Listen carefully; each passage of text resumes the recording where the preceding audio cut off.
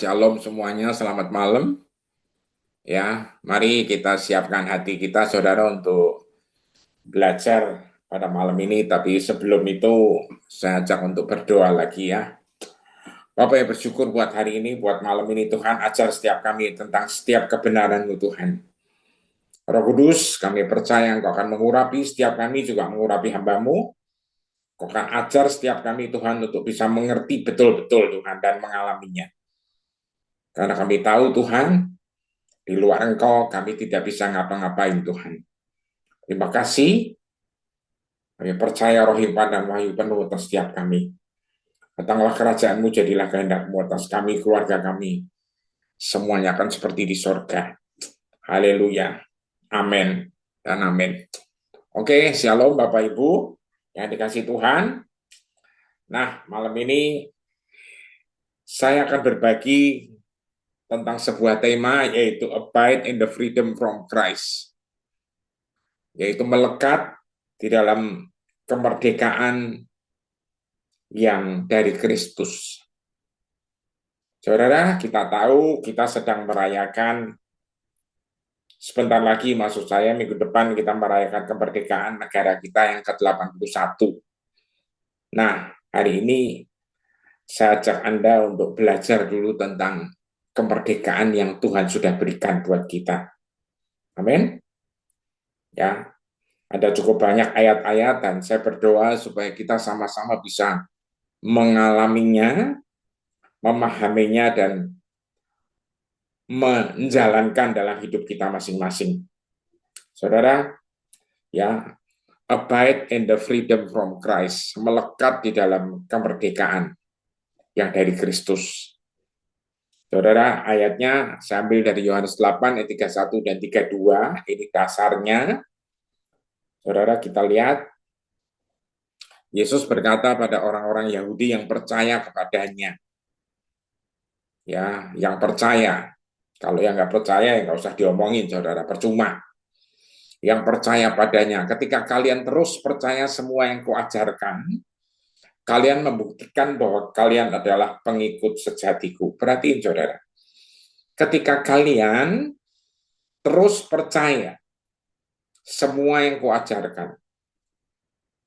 Saudara, kalau percaya sama Kristus itu jangan sebagian, tapi harus semua. Yang setuju katakan amin. Ya, harus semua. Karena kalau kalian percaya pada semua yang diajarkan, itu membuktikan bahwa kita adalah sejati sebagai muridnya. Pengikut sejatinya, atau kita muridnya yang sejati. Ayat 32, karena jika kalian menerima kebenaran ini, akan melepaskan kemerdekaannya lebih besar ke dalam hidup kalian. Karena jika kalian menerima kebenaran, itu akan melepaskan kemerdekaannya lebih besar ke dalam hidup kalian. Saudara, itu akan melepaskan kemerdekaan. Kemerdekaan apa, saudara? Ya, yang dimaksud Tuhan Yesus adalah kemerdekaan kita terhadap semua dosa dan hukum dosa. Ingat, upah dosa itu maut. Betul Pak? Betul, saudara?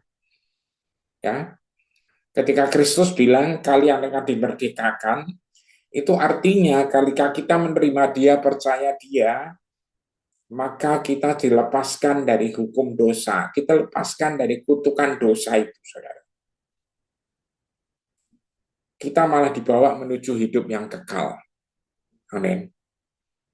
Diajak masuk hidup yang kekal. Nah, saya ajak Anda pelan-pelan sekarang masuk. Ya, ajaran Yesus Kristus, tadi saya ambil dari The Passion, sekarang saya ambil dari TB. Nah, TB-nya berkata, maka katanya kepada orang-orang Yahudi yang percaya kepadanya, ya, jikalau kamu tetap dalam firman-Ku, kamu benar-benar adalah murid-Ku. Kamu tetap dalam firman-Ku, maka kamu adalah benar-benar murid-Ku. Artinya kalau tidak di dalam firman-Nya, kita tidak jadi benar-benar muridnya, saudara. Amin. Ya, seringkali anak Tuhan, kita sebagai orang Kristen kadang-kadang mau terima hukum yang satu, nggak mau terima hukum yang lain lagi. Nggak bisa, saudara. Semua itu harus satu paket lengkap. Ya, kita tahu pada mulanya firman, firman itu bersama dengan dia dan firman itu adalah dia sendiri. Jadi kalau Anda menerima dia, maka semuanya, saudara, itu harus Anda terima dan Anda praktekkan. Dan itu kita adalah benar-benar muridnya dia. Dan kamu akan mengetahui kebenaran dan kebenaran itu akan memperdekakan kamu. Artinya saudara, kita akan menerima kebenaran itu ya dari pengajaran itu, dari firman-firman itu, kita akan menerima kebenaran itu dan kebenaran itu memperdekakan kita. Kita tidak dijajah lagi, saudara. Ya, kita tahu kita memperingati kemerdekaan yang ke-81 nanti Senin depan. Artinya apa? Dari 81 tahun yang lalu, 1945, kita percaya bahwa bangsa ini sudah merdeka dengan mendeklarasikan kemerdekaan. Kita tahu adanya teks proklamasi, ya, saudara. Nah, saat itu dideklar bahwa bangsa ini merdeka. Nah, sebenarnya sama dengan Anda dan saya. Ketika Anda dan saya menerima Yesus, maka kita sebenarnya dideklar juga kita udah merdeka. Merdeka artinya apa? Tidak dijajah lagi. Nah, Yesus menyatakan ini karena ketika kamu mengetahui kebenaran atau mengalami kebenaran, maka kebenaran itu akan memerdekakan kamu. Saudara, saya mau ngiting bahwa Anda sudah mengalami kebenaran itu. Amin. Dan Anda sudah dimerdekakan. Jadi jangan pernah mau ditipu sama iblis, saudara. Ya, jangan pernah mau ditipu iblis. Jadi terus melekat sama dia karena apa? Dialah yang memberikan kebenaran itu dan kebenaran itulah yang memerdekakan kita semua. Perhatikan prinsipnya, ya, Yesus berkata murid Kristus yang sejati selalu melekat pada firman-Nya. Amin. Murid Kristus yang sejati itu selalu tetap dan melekat sama firman-Nya. Kedua, murid Kristus selalu mengetahui atau mengalami kebenaran. Dan kebenaran ini membuat kita jadi merdeka terhadap semua tuduhan-tuduhan iblis. Saudara, saya perlu garis bawahi tentang kebenaran ini. Kadang-kadang kita dalam hidup ini mengalami berbagai hal, tapi seringkali Anda harus perhatiin yang mana yang kebenaran dan mana yang fakta. Fakta bukanlah kebenaran, saudara. Ya, tapi oleh kebenaran itu kita dibebaskan. Ya, seperti istri saya mengalami sakit autoimun, selalu cek darah, dan itu dia selalu bilang itu fakta. Tapi dia percaya kebenaran. Kebenarannya apa? Bahwa kasih Kristus akan terus penuh atas hidupnya. Dan hasilnya, saudara, teoritis itu tidak bisa sembuh. Tapi kenyataannya, istri saya sembuh total, saudara. Dan dokternya pun mengakui bahwa ini adalah mukjizat. Ya, saya percaya nggak cuma Anda, saudara, ya. Maksudnya apa? Bukan cuma kami atau saya, istri saya, saudara, enggak. Semua ngalamin yang sama. Ya, banyak yang ngalamin. Waktu itu ada pernah rekan saya, Pak Joni, yang tinggal di Myanmar.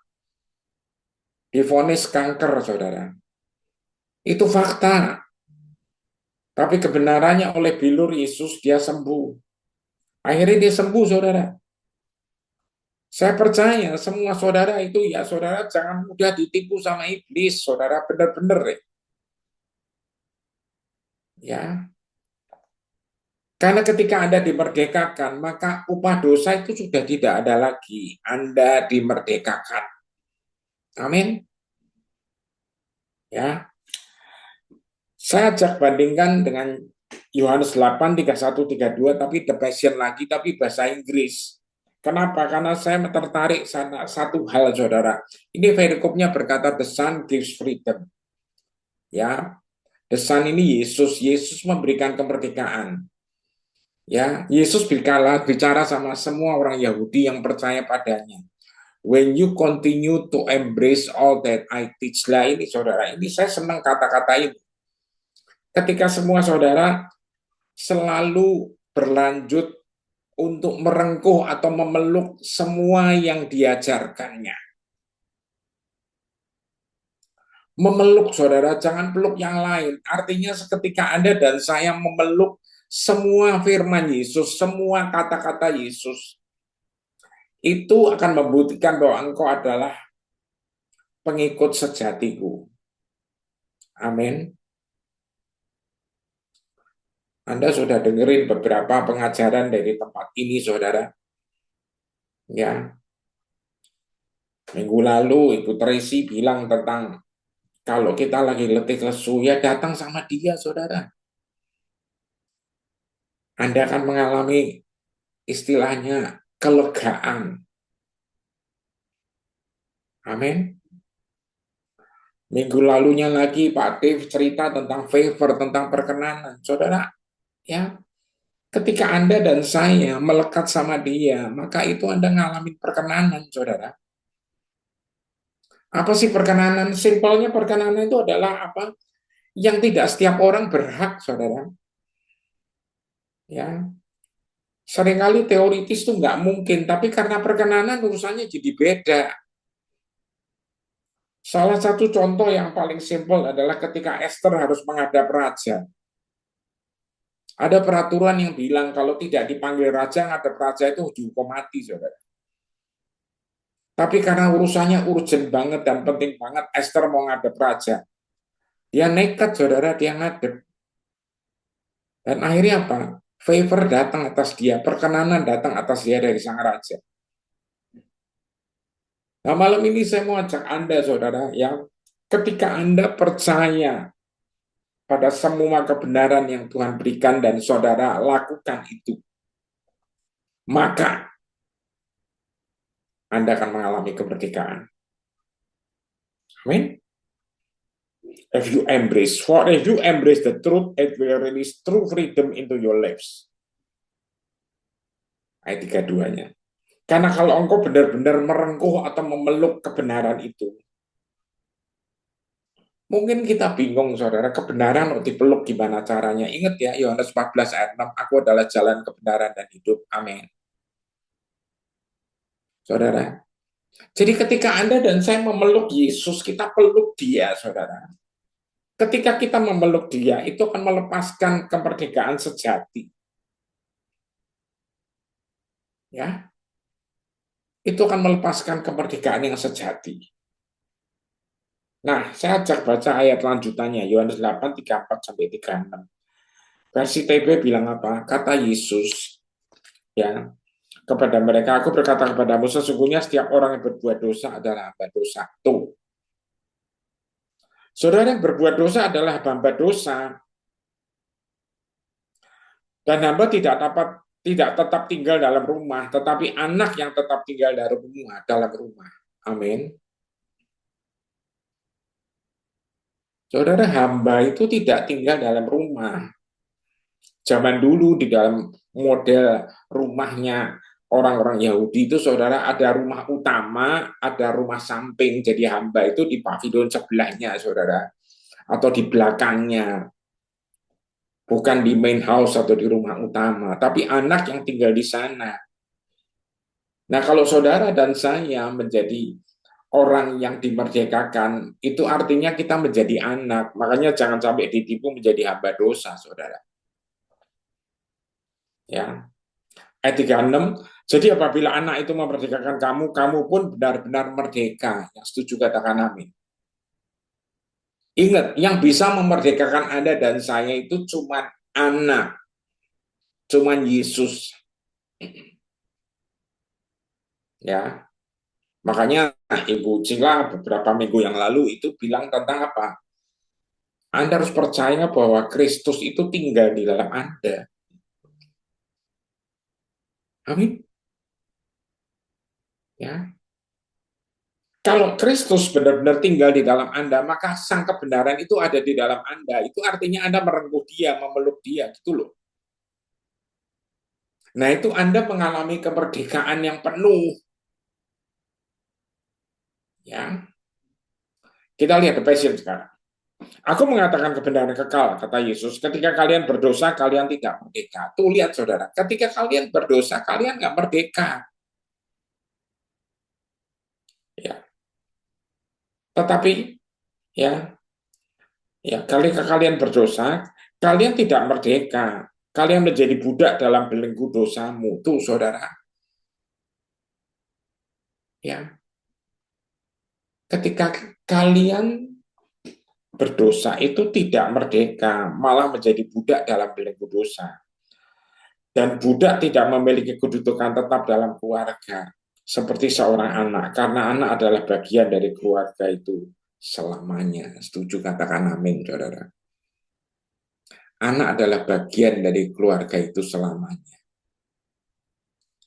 Makanya ada ilustrasi dari gambar PowerPoint ini, rantai yang lepas gitu. Ketika Anda dan saya menerima dia dan Anda percaya dia, Anda menerima semua pengajarannya dia, Anda memeluk semua kebenarannya itu, maka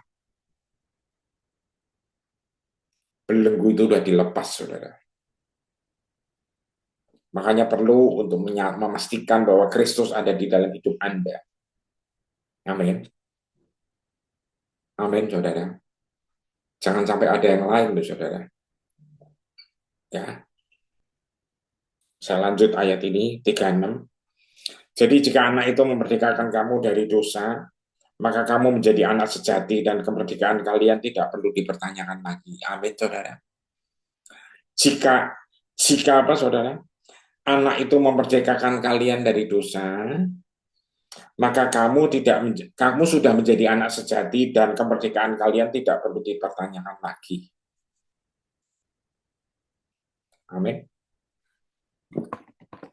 Kemerdekaan kalian tidak perlu dipertanyakan lagi karena udah merdeka. Amin. Saja lihat ayat berikutnya lagi. Ya, saudara. Sekarang tentang apa, saudara? Tentang born from above ini. Kita sering bilang ini lahir baru, tapi ya kemarin ada sobat saya yang bilang kayaknya lebih pas kalau born from above. Ada menariknya sih. Dilahirkan dari atas. Yesus menjawab, ini ketika Nikodemus tanya, kok bisa kamu itu melakukan mujizat-mujizat ini? Kamu pasti guru yang diutus Allah. Dan Yesus bilang, enggak, kamu harus lahir baru. Kalau mau lihat ini. Nikodemus diomongin lahir baru, dia bingung. Disuruh lahir kembali, saudara. Ayat 5, Yesus menjawab, aku mengatakan kebenaran kekal, kecuali engkau dilahirkan dari air dan roh. Kamu tidak akan pernah masuk ke dalam dimensi kerajaan Allah. Ayat 6, karena alam jasmani hanya dapat melahirkan hal jasmani, tetapi alam roh melahirkan kehidupan supranatural. Amin. Saudara yang saya kasihi, hal kerajaan Allah ini sebenarnya sudah Yesus ajarkan ketika dia mulai pelayanannya. Matius 4:17 dibilang apa? Bertobatlah, sebab kerajaan surga sudah dekat. Bahasa Inggrisnya, repent for the kingdom of God is at hand. Artinya apa? Repent for the kingdom of God itu bisa dialami. Artinya apa, saudara? For the kingdom of God is at hand. Bisa dialami. Repent. Nah, dulu saya pernah baca satu artikel menarik, saudara. Repent itu dibagi dua. Re ditambah pen. Ya, repent itu memang artinya bertobatlah. Tapi kalau Anda lihat re itu artinya kembali. Nah, si penulis itu nulis, saudara. Pen itu artinya dia artikan dilogikakan sebagai penthouse. Saudara tahu ya, penthouse itu lokasinya di atas. Yang setuju katakan amin, Bapak Ibu. Ya, jadi artinya apa, saudara? Kembali ke atas. Born from above. Saudara, ketika manusia pertama diciptakan, manusia itu bisa hidup karena roh Allah dihembuskan ke dalamnya. Saudara, roh Allah dihembuskan. Makanya, saudara, dia born from above, saudara. Ya, karena kalau tidak dilahirkan dari air dan roh, tidak akan pernah masuk dalam dimensi kerajaan Allah. Nah, di dalam dimensi kerajaan Allah, Roma 14:17 bilang apa? Itu bukan soal makan minum, tapi soal kebenaran, damai sejahtera, dan sukacita. Di dalam Roh Kudus, lagi-lagi diulang lagi. Kebenaran, damai sejahtera, dan sukacita di dalam Roh Kudus. Nah, saudara yang saya kasih dalam Tuhan, ya, kalau Anda dilahirkan kembali dari atas, born from above, Anda akan masuk dimensi kerajaan Allah ini. Ya, alam jasmani hanya dapat melahirkan hal jasmani, tapi alam roh melahirkan kehidupan supranatural. Nah ini, hidup Anda dan saya sudah tidak model yang biasa lagi. Kita hidup di alam atau dimensi supranatural, di mana semua janji Allah di sana. Dimensi supranatural ini dimensi kekal. Makanya Yohanes 3:16 bilang apa, saudara? Karena begitu besar kasih Allah akan dunia ini, sehingga ia telah mengaruniakan anaknya yang tunggal, supaya setiap orang yang percaya kepadanya tidak binasa, melainkan beroleh hidup yang kekal, saudara. Dulu saya mikir hidup kekal itu diberikan setelah orang meninggal. Nggak salah sih,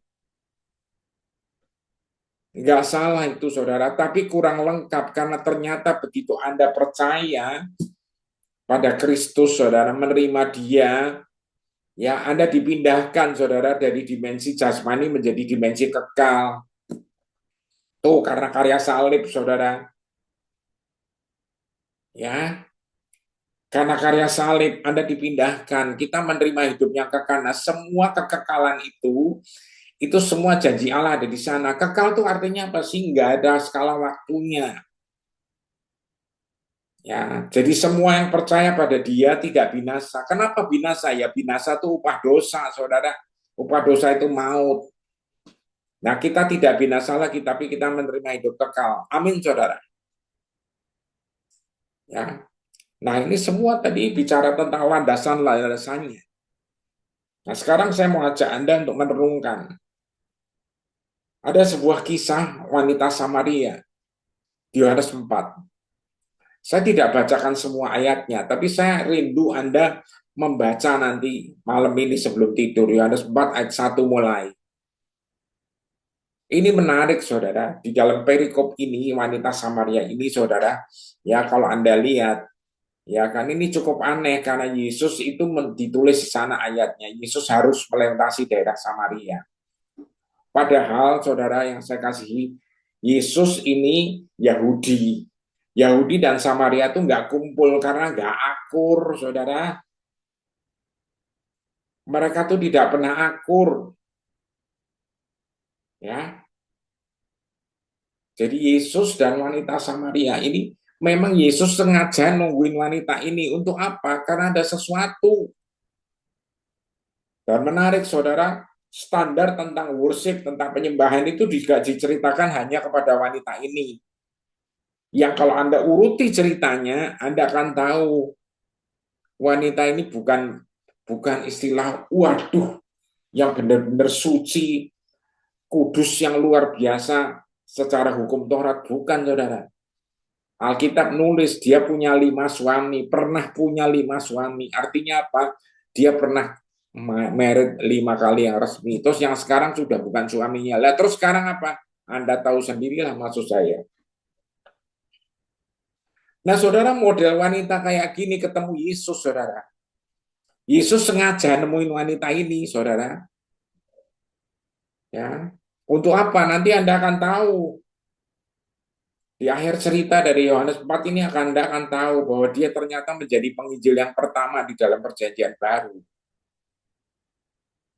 Dia mengalami, saudara, mengalami apa? Mengalami kebenaran itu. Dia merengkuh kebenaran, dia memeluk kebenaran itu. Akibatnya apa? Dia dimerdekakan, saudara. Nah, saya bacain ayat dulu, saudara. Yesus waktu itu bilang, ya, aku haus, berilah aku minum. Pasti wanita ini datang. Menarik, saudara, Yesus datang ke situ sama murid-muridnya di pinggir sumur. Udah tahu kan Yesusnya haus, tapi murid-muridnya lagi nyari makan. 12-12-nya pergi cari makan, saudara.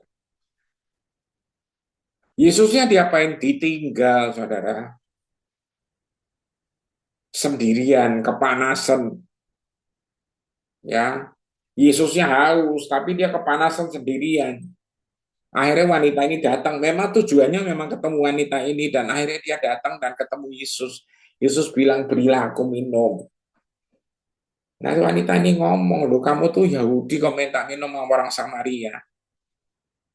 Lagian kamu tuh nggak punya timba, gimana caranya kalau mau minum? Nah akhirnya pembukaan pembicaraan itu sebenarnya Yesus mau menunjukkan apa? Ini saudara, ayat 13. Ini versinya PSI 3. Lalu Yesus menjawab, setiap orang minum air dari sumur ini akan haus lagi. Tetapi siapa saja yang minum air yang akan aku berikan, dia tidak akan haus lagi untuk selama-lamanya. Karena air itu akan menjadi seperti mata air di dalam dirinya. Ia akan terus-menerus mengalir, yang akan terus mengalir dan memberinya hidup yang kekal. Amin, saudara. Lihat, kepada wanita ini Yesus malah nawarin. Awalnya dia bilang, aku haus, beri aku minum. Akhirnya wanita ini bilang, lo kamu kok minta minum? Kamu orang Yahudi. Kedua, kamu juga gak punya timba, sumur ini amat dalam. Yesus malah terus nawarin punya air minum, air hidup yang keren ini. Tapi wanita ini bingung, saudara. Ya, tapi Yesus bilang, kalau kamu minum air yang aku kasih, kalau air dari sumur ini kamu akan haus lagi. Tapi air yang aku berikan itu akan membuat kamu tidak akan haus selama-lamanya. Karena air itu akan menjadi seperti mata air, saudara. Lihat, air itu akan jadi mata air di dalam dirinya, akan terus-menerus mengalir dan memberinya hidup yang kekal. Tuh. Artinya apa, Bapak Ibu? Artinya adalah ya hidup kekal itu diberikan ya atau diterima pada saat dia menerima Yesus. Juga katakan amin. Jadi ketika wanita Samaria ini diceritain bahwa kalau kamu minum yang aku berikan, kalau kamu meminum air yang aku tawarkan ini, kamu akan tidak haus lagi, bahkan di dalam dirimu akan ada mata air yang terus mengalir dan memancar dan memberikan hidup yang kekal. Nah, saudara puji Tuhan, akhirnya wanita ini bilang, aku mau punya air, dikasih air ajaib ini. Mau banget. Yesus tiba-tiba ngomong, panggil suamimu. Lah di sini dia bilang, ya, dia jujur dan Yesus menegur, maksudnya meneguhkan, maksudnya menyatakan, benar kamu udah punya 5 suami. Saudara yang saya kasihi, wanita ini hidupnya berantakan. Betul? Hidupnya bergelimang dengan dosa, saudara. Betul? Hidupnya pasti penuh dengan tekanan. Makanya dia nggak mau ketemu orang. Dia nimba di tengah hari bolong. Di tengah panas terik. Dan Yesus surga udah tahu bahwa wanita ini punya budaya seperti jam itu, selalu jam itu maksudnya. Tapi justru yang seperti ini, saudara, ditemuin sama Yesus untuk dipulihkan. Saudara, dosanya diberesin, dia dikasih air hidup, dan beneran air hidup itu memancar, saudara. Ya, jadi upah dosanya udah dihapus karena dia menerima Yesus, saudara. Dia menerima hidup yang kekal itu. Dia mengalami kemerdekaan yang asli dari Tuhan Yesus sendiri. Saudara, zaman ini, saudara, begitu banyak orang yang lagi bahas tentang kesehatan jiwa. Saya mau ngingetin, saudara, yang pertama adalah ketika Anda ketemu Yesus pribadi. Ketika kita ketemu Yesus secara pribadi, maka itu akan bicara lain, saudara. Amin. Wanita ini memang tidak disebut kelakuannya kayak apa dan sebagainya, tapi kita tahu, Mas Saudara, modelan orang yang hidupnya kayak gini, pasti kelakuannya juga ekstrim. Pasti kejiwaannya juga goncang gak karu-karuan. 5 kali loh, saudara. 5 kali. 5 kali pernah bersuami. Yang resmi. Yang sisanya udah enggak, saudara. Ya, Anda bisa lihat, saudara. Ya, saya cek baca sebentar Yohanes 4 ya, supaya kita juga lebih jelas lagi. Karena dengan demikian Anda akan tahu, saudara, di Yohanes 4 ini. Ya kan? Ya. Yesus bilang, panggillah suamimu. Ya kan, kata perempuan itu, aku tidak punya suami. Saudara lihat, Yesus diomongin sama wanita ini, aku tidak punya suami. Jadi secara profetik, kali ini ayat 17, saudara. Ya, Yesus tuh nggak mungkin dibohongin, saudara.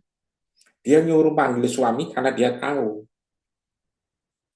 Tapi ketika dia bilang, aku nggak punya suami, Yesus bilang, tepat katamu bahwa engkau tidak punya suami, sebab engkau sudah punya 5 suami. Jadi yang dulu udah pernah punya 5, tapi yang sekarang itu bukan suami. Jadi kalau wanita itu bilang aku tidak punya suami, ya nggak salah, saudara.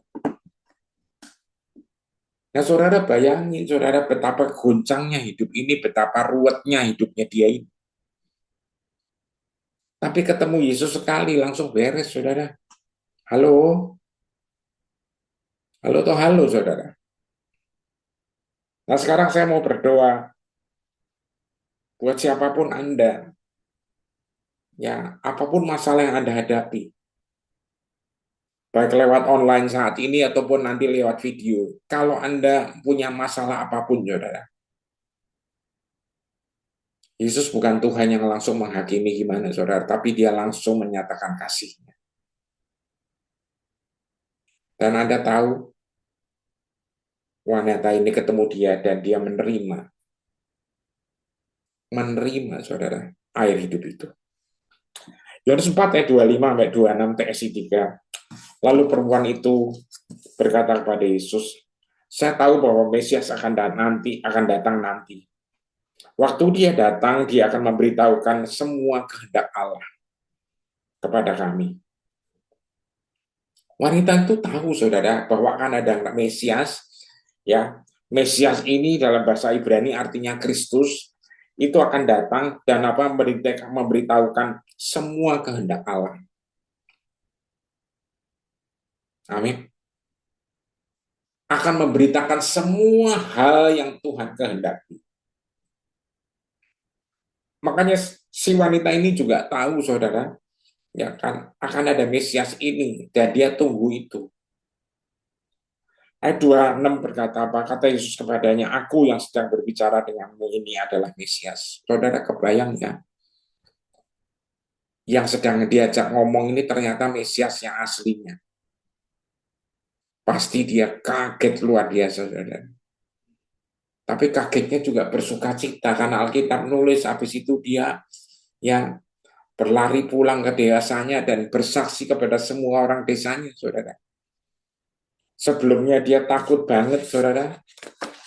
Ya, dia takut banget, tapi dia bersaksi sama orang sedesanya dan dia ajak mereka.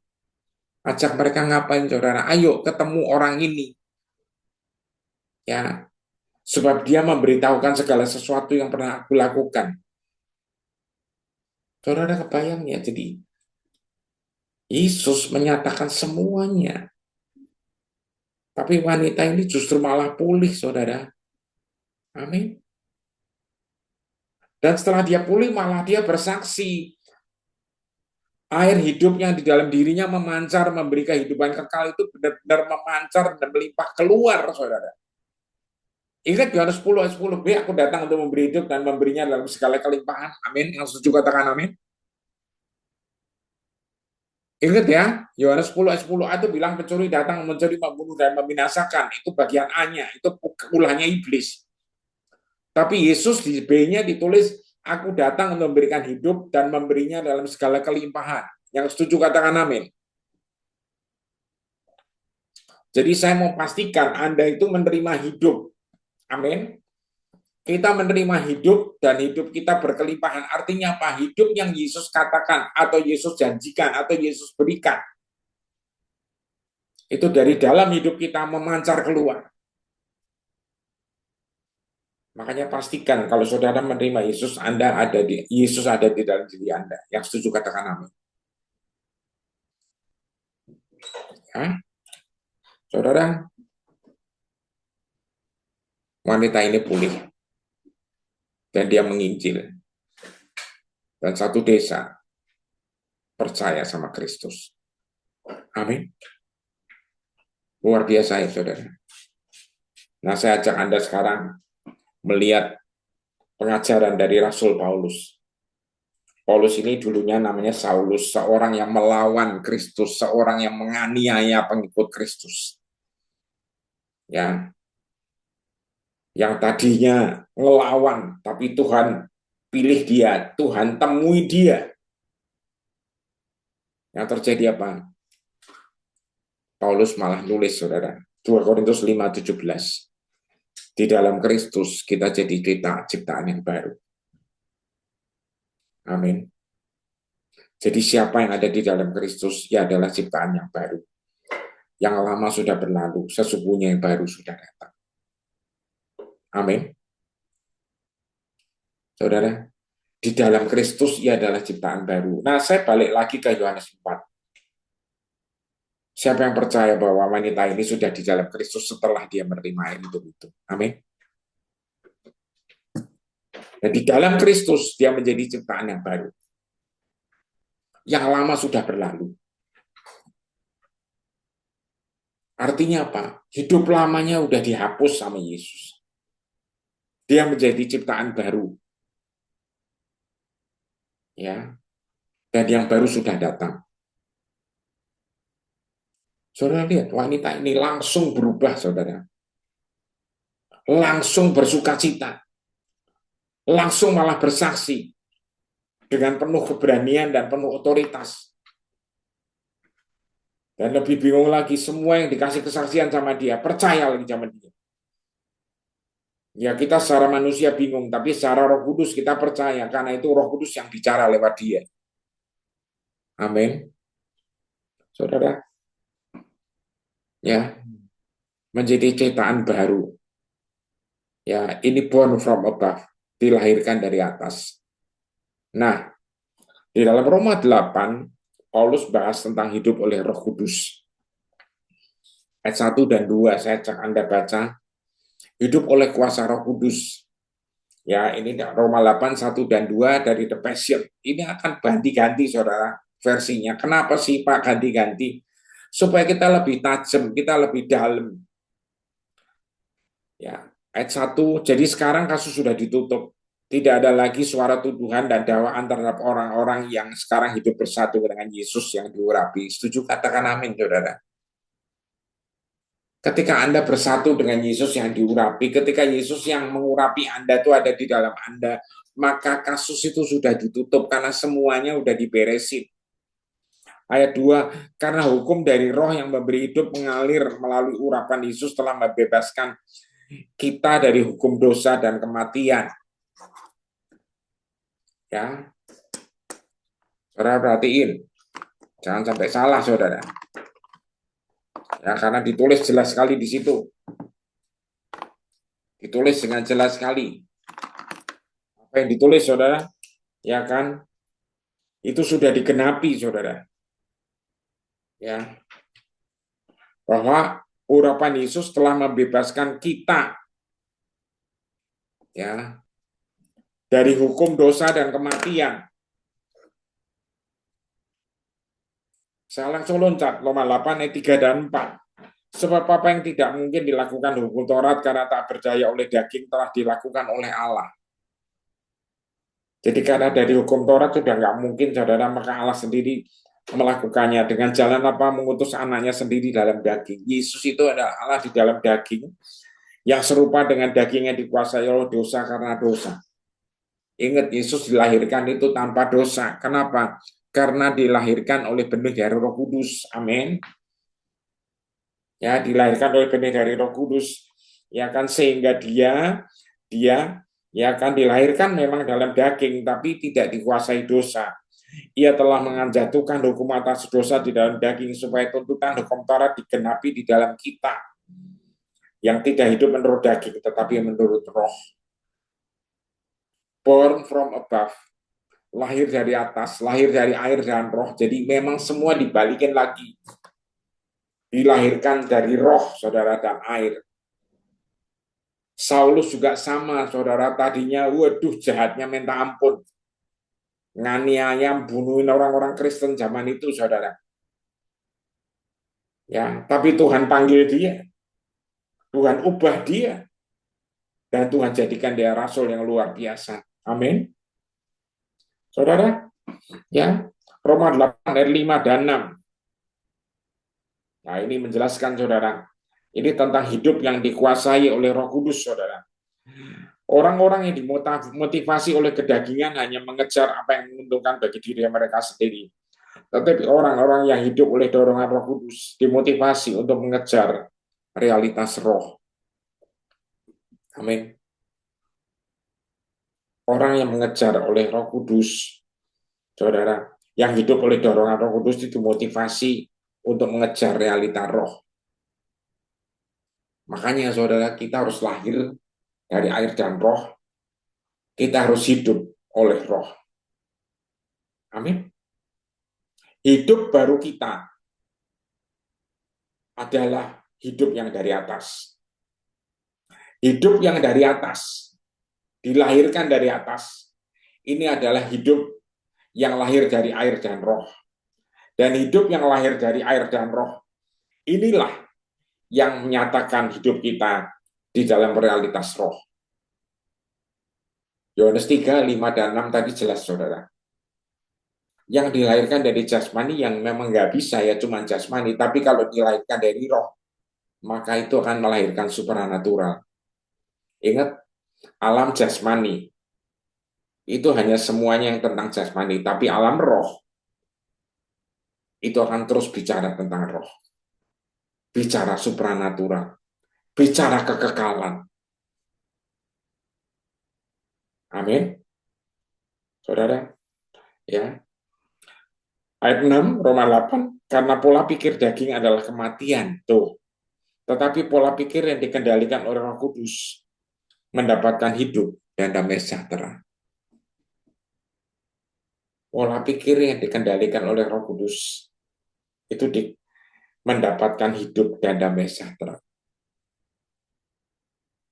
Lihat, saudara, ya, yang dikendalikan oleh Roh Kudus itu mendapatkan hidup dan damai sejahtera. Ayat 7 dan 8, sebab keinginan daging adalah persekutuan terhadap Allah. Ya, perseteruan dengan Allah. Karena ia tidak takluk kepada hukum Allah. Hal ini memang tidak mungkin baginya. Jadi kalau yang diurus, yang diikuti, yang dinyatakan terus atau dilakukan terus adalah motivasi daging atau keinginan daging, ini akan menjadi musuh atau berseteru dengan Allah, saudara. Karena ini tidak takluk kepada hukum Allah. Saudara, saya percaya kita semua yang dipulihkan, dilahirkan dari air dan roh. Hidup kita tidak lagi dimotivasi atau dikendalikan oleh daging, tapi oleh Roh Kudus sendiri. Amin. Kita lihat ayat 8 sekarang. Ya, di ayat 8-nya.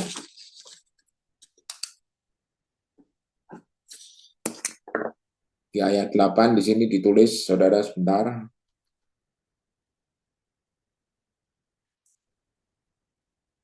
Mereka yang hidup dari daging tidak mungkin berkenan kepada Allah. Amin. Mereka yang hidup di dalam daging tidak mungkin berkenan kepada Allah.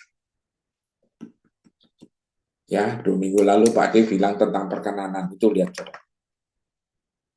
Kalau kita mau hidup berkenan, Pak Ade waktu bilang tanpa iman tidak mungkin orang berkenan pada Allah. Setuju. Ibrani nulis itu. Roma 8 ayat 8 nulis mereka yang hidup dalam daging tidak mungkin berkenan kepada Allah.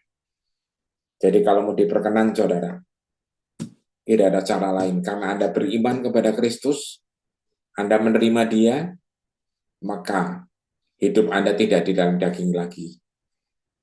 Tapi hidup Anda ada di dalam Allah. Di dalam roh, maksud saya. Hidupnya tidak di dalam daging lagi, tapi hidup di dalam roh. Amin. Saudara, bagian berikutnya. Ini bicara tentang pengajaran Paulus, putra-putri yang dicintai oleh Bapa.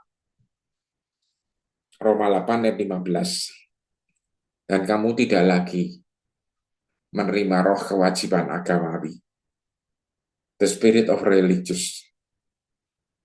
Saudara, memang roh agamawi ini ngeri, saudara. Kita tidak menerima roh kewajiban agamawi, religious duty,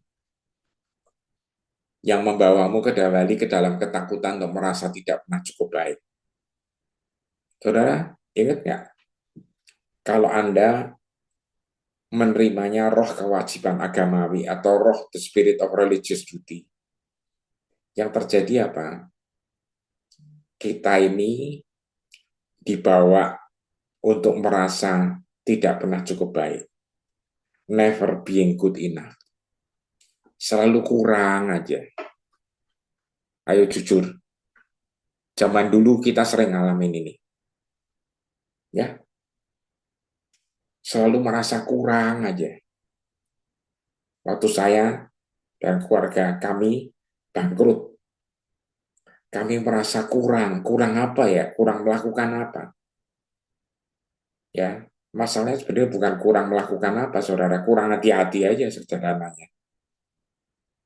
Saudara, jadi kalau Anda ngalamin sesuatu, saudara jangan merasa kurang secara agamanya, saudara. Jangan merasa tidak pernah cukup baik. Saudara ingat, kita diselamatkan itu karena kasih karunia, bukan karena kurangnya kita. Maksudnya bukannya kita sudah melakukan dan cukup, bukan. Maaf. Tetapi kamu telah menerima roh penerimaan yang penuh. Saudara semua menerima roh penerimaan yang penuh. The spirit of full acceptance. Yang membawamu masuk ke dalam keluarga Allah. Anda masuk ke dalam keluarga Allah dan kamu tidak akan pernah merasa sebagai anak yatim piatu. Karena saat dia bangkit di dalam kita, catat baik-baik saudara, dia bangkit di dalam kita. Artinya apa? Dia ada di dalam Anda. Ingat, Kristus ada di dalam Anda, bangkit di dalam Anda. Roh kita bersatu bersamanya mengucapkan dengan kasih, penuh kasih, Bapa yang tercinta. Saat dia bangkit di dalam kita, maka rohnya dia, saudara, bersatu dengan roh kita dan berkata, Bapa yang tercinta. Makanya kita dilahirkan dari atas, dari air dan roh. Karena apa? Rohnya dia ada di dalam kita. Bersama roh kita akan berkata, Bapa yang tercinta. Saudara, ayat 16. Karena Roh Kudus membuat kebapaan Allah sebagai Bapa menjadi nyata bagi kita. Lihat, Roh Kudus yang membuat kebapaan bagi Allah sebagai Bapa menjadi nyata bagi kita.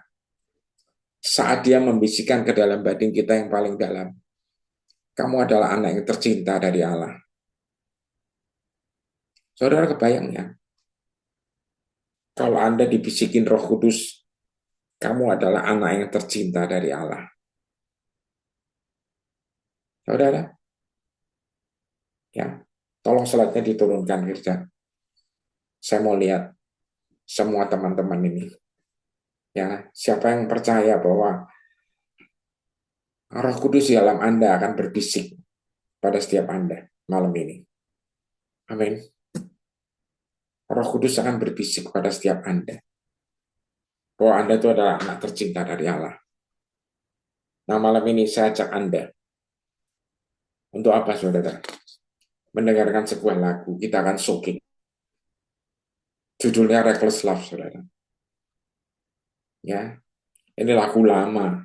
Saya suka banget lagu ini karena buat saya judulnya ini Reckless Love ini bicara apa? Kasih yang ugal-ugalan. Dan itu adalah kasihnya Tuhan buat kita. Silakan.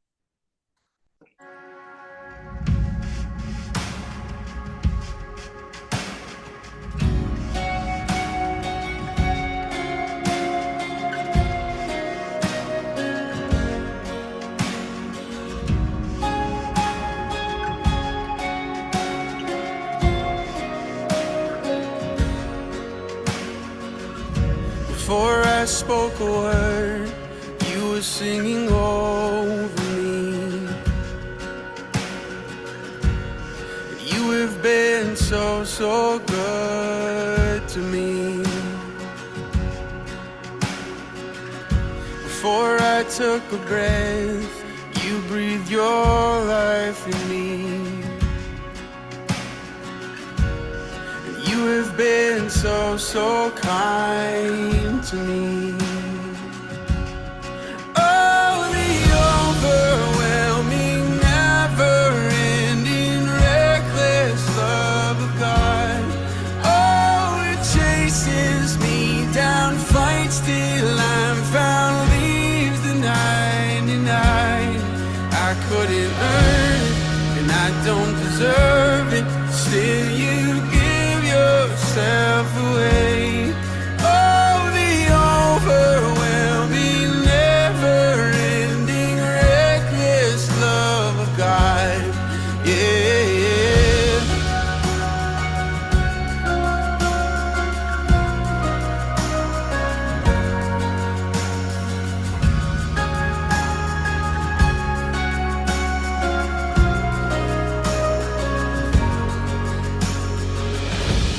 When I was your foe, still your love fought for me. You have been so, so good to me. When I felt no worth, you paid it all for me. You have been so, so kind to me. And oh, the overwhelming, never-ending, reckless love of God.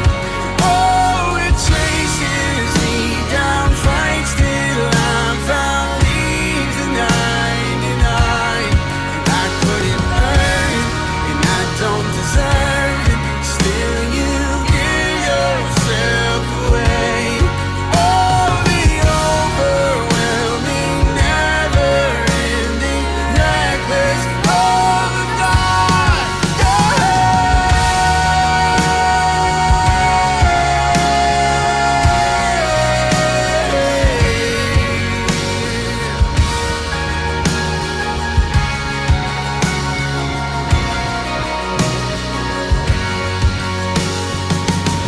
There's no shadow you won't light up, mountain you won't climb up, coming after me.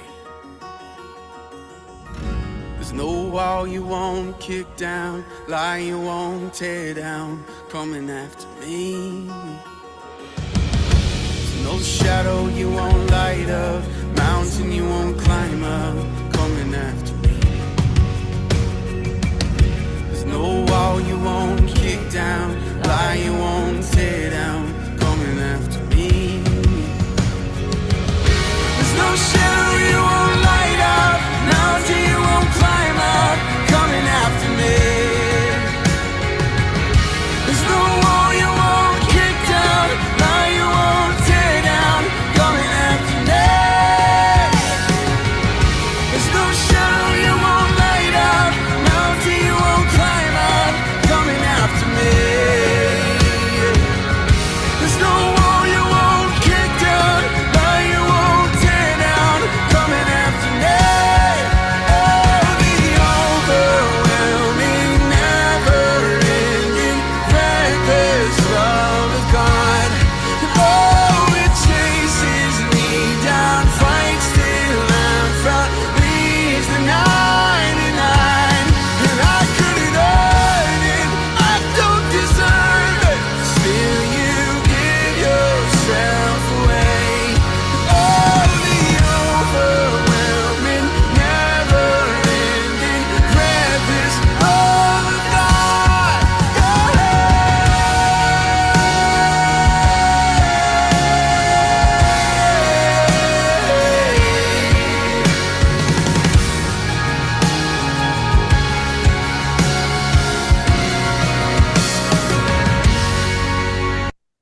Bapak yang bersyukur Tuhan, hamba-Mu percaya Roh Kudus, Engkau sudah berbisik kepada setiap kami, bahwa kami adalah anak yang tercinta. Lagu tadi jelas sekali menunjukkan Tuhan. Tidak ada halangan apapun yang Engkau akan tidak tembus Tuhan untuk mencari dan menemukan kami. Terima kasih Bapa, terima kasih Yesus, terima kasih Roh Kudus. Haleluya. Amin. Saudara yang saya kasihi, saya lanjut ya dengan pelajaran berikutnya. Galatia 5 ayat 1. Ya, Galatia 5 ayat 1 berkata apa? Biar aku jelaskan, kata Paulus, yang diurapi sudah memerdekakan kita. Amin, saudara. Ya, yang diurapi sudah memerdekakan kita, bukan setengah-setengah, saudara. Ingat, memerdekakannya bukan setengah-setengah, melainkan dengan kemerdekaannya utuh dan luar biasa. Kita harus selalu memegang kebenaran ini dan dengan gigih menolak untuk kembali ke dalam perbudakan kita yang dulu. Lihat, saudara. Ya, yang diurapi yaitu Kristus itu sudah memerdekakan kita bukan setengah-setengah, tetapi dengan kemerdekaan yang utuh dan luar biasa. Kita harus selalu memegang kebenaran ini dan dengan gigih menolak untuk kembali ke dalam perbudakan kita yang dulu. Tolak, saudara semua. Amin. Tolak semua itu, kembali seperti dulu lagi. Perbudakan yang dulu. Ayat 13, ini pesan Paulus, saudara. Saudara-saudara yang terkasih, Allah telah memanggil kita untuk hidup merdeka di dalam Roh Kudus. Tetapi jangan memandang kebebasan yang indah ini sebagai kesempatan untuk meletakkan satu dasar operasi di alam jasmani. Kemerdekaan berarti bahwa kita sudah bebas sama sekali dari sifat egois, sehingga kita bisa saling melayani dan mengekspresikan kasih dalam segala hal yang kita lakukan. Amin. Saudara yang saya kasih, ya, ingat, jangan sampai kemerdekaan yang Tuhan sudah berikan dengan anugerah ini, dengan kasih karunia yang tidak terbatas ini, malah membuat manusia terjebak untuk beroperasi secara daging lagi, secara jasmani lagi, sehingga ngawur lagi. Saudara, enggak, saya percaya kita semua akan hidup dimotivasi dan digerakkan, dibimbing, dan melalui Roh Kudusnya, saudara. Sehingga kita hidup oleh roh, bukan oleh daging lagi. Amin, saudara.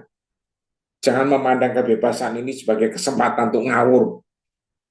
Tapi justru kita malah sama-sama semakin sungguh-sungguh, semakin kudus karena kita tahu kasihnya dia. Tadi itu, reckless love, saudara. Luar biasa. Nah, ayat terakhir, Roma 8, 37-39. Tetapi dalam semuanya itu kita lebih daripada orang-orang yang menang oleh Dia yang telah mengasihi kita. Amin.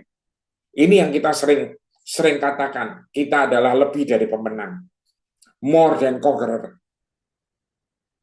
Saudara, kita nggak perlu berjuang repot-repot, saudara, untuk dihukum, disalib itu. Tapi kita sudah dibebaskan karena karya salibnya itu sempurna, sudah selesai. Saudara, ya, ayat 38, 39, sebab aku yakin bahwa baik maut maupun hidup, baik malaikat-malaikat maupun pemerintah-pemerintah, baik yang ada sekarang maupun yang akan datang, atau kuasa-kuasa baik yang di atas maupun yang di bawah, ataupun sesuatu makhluk lain tidak akan dapat memisahkan kita dari kasih Allah yang ada dalam Kristus Yesus Tuhan kita. Amin, saudara. Tidak akan ada yang bisa memisahkan kita. Kita akan terus melekat sama Dia. Karena kasihnya itu terus memeluk kita. Kasihnya itu terus ada di dalam kita. Sehingga kita benar-benar terus menjadi lebih dari pemenang. Amin. Tidak ada halangan bagi Dia untuk tidak mengasihi kita. Nyanyian Reckless Love tadi jelas, saudara. Ya, kita sebenarnya nggak berhak. Kita terlalu bandel. Terlalu kurang ajar.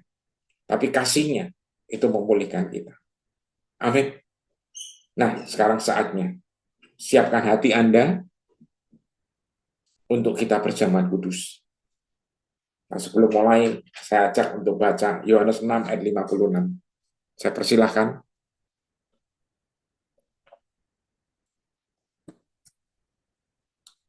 Barang siapa makan dagingku dan minum darahku, ia tinggal di dalam aku, dan aku di dalam dia.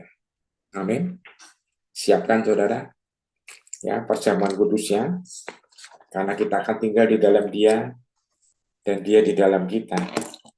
Amin, saudara.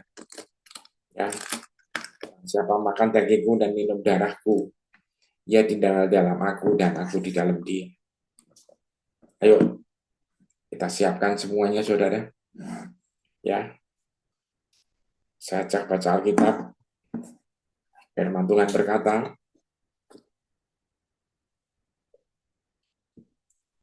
1 Korintus 11:23, sebab apa yang telah kuteruskan kepadamu, itulah aku terima dari Tuhan, yaitu bahwa Tuhan Yesus pada malam itu ia diserahkan mengambil roti. Dan sudah itu yang mengucap syukur atasnya, ia memecah-pecahkannya dan berkata, inilah tubuhku yang diserahkan bagi kamu. Perbuatlah ini menjadi peringatan anakku. Saudara dikasih Tuhan, inilah tubuh Kristus yang dipecahkan buat kita. Ingat, Yohanes 6:56 berkata, barang siapa makan tubuhku dan minum darahku, ia di dalam aku, dan aku ada dalam dia. Ingat saudara, di dalam Kristus kita adalah ciptaan baru. Saudara, ketika kita makan tubuhnya, oleh bilurnya kita sembuh. Amin. Mari kita makan bersama di dalam nama Kristus.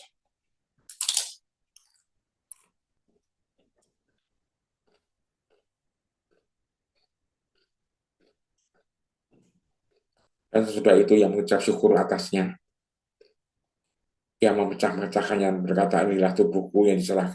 Saudara. Demikian juga ia mengambil cawan, sudah makan lalu berkata, cawan ini adalah perjanjian baru yang dimeteraikan oleh darahku. Perbuatlah ini setiap kali kamu minumnya, menjadi peringatan akan aku. Saudara yang dikasihi Tuhan, darah Kristus yang kita minum, ini akan membuat kita menjadi satu keluarga. Kita menjadi satu keluarga besar karena darah Kristus, DNA Kristus yang akan masuk di dalam kita. Dari apapun yang genetik katakan, itu fakta. Tapi kebenarannya adalah oleh darahnya kita sudah ditebus dan kita dipulihkan. Di dalam Yesus, mari kita minum bersama darah Kristus ini. Haleluya. Tuhan terima kasih buat malam ini, buat hari ini. Terima kasih buat kasih-Mu. Kasih yang tidak ada batasnya. Terima kasih buat tubuh dan darah-Mu. Kami sehat, kami dipulihkan, kami merdeka karena kasih-Mu Tuhan. Kami tidak lagi menjadi hamba dosa. Terima kasih Tuhan, terus tuntun kami. Kami serahkan keluarga kami ke dalam tangan-Mu. Semuanya. Supaya semuanya mengalami perjumpaan dengan Engkau pribadi. Datanglah kerajaan-Mu, jadilah kehendak-Mu. Atas kami, keluarga kami akan seperti di surga. Haleluya. Amin.